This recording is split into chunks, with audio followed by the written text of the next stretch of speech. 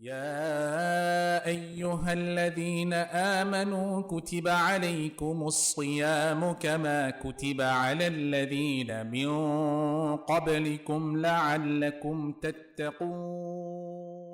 এরপরের প্রশ্ন হচ্ছে, সফরের তারাবি পড়ার নিয়ম কি?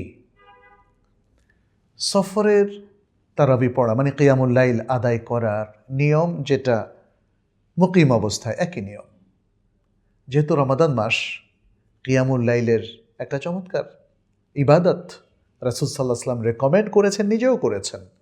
ফলে সফর হালাতেও যদি ব্যক্তির পক্ষে সহজ হয় তিনি কিয়ামুল লাইল করবেন। এটা অপশনাল। এটা মুকিমের জন্যও অপশনাল, মুসাফিরের জন্যও তো অপশনাল। কারণ মুসাফির তো ফরজগুলো ছাড়া, ওয়েতের এবং ফজরের 2 রাকাত সুন্নাত ছাড়া বাকিগুলো সাধারণত পড়েন না, রাসূল সাল্লাল্লাহু আলাইহি ওয়াসাল্লাম পড়তেন না।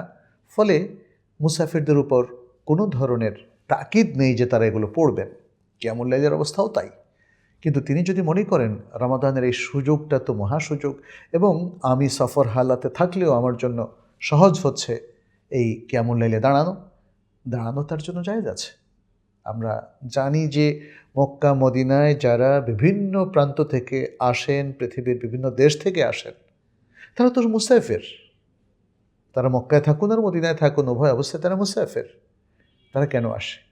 তারা আসে সিয়ামের কিছু দিন তারা মক্কা মদিনায় কাটাবে, আল্লাহর ঘরে কিছু ইবাদত করবে, মসজিদে নববীতে কিছু ইবাদত করবে, কিয়ামুল লাইল করবে। ফলে এই যে মানুষ দূর দূরান্ত থেকে এসে সফর অবস্থায় হারামাইনের মধ্যে কিয়ামুল লাইল করছে, এটা তাদের জন্য জায়েজ এবং রেকমেন্ডেড। যেহেতু আল্লাহ সুবহানাহু ওয়া তাআলা সফর যে বিশেষ রুখসা সফর অবস্থায় সিয়াম ভঙ্গ করা, সে অবস্থাতে সিয়াম রাখাকে উত্তম বলেছেন, তাহলে যদি মানুষের সওয়াব বৃদ্ধি পায়, হারামাইনের মতো মহান জায়গায় তার নফল ইবাদতগুলো করার সুযোগ হয়, তাহলে তিনি নফল ইবাদত করতে কোনো আপত্তি নেই।